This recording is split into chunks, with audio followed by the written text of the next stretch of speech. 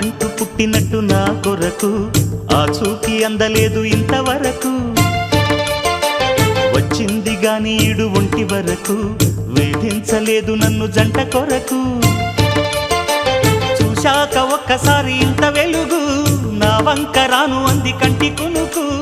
ఈ అల్లరి గారడి నీ లీల అనుకోనా, నీ పేరు ప్రేమ అవునా, ఇవాళే నిన్ను పోల్చుకున్నా.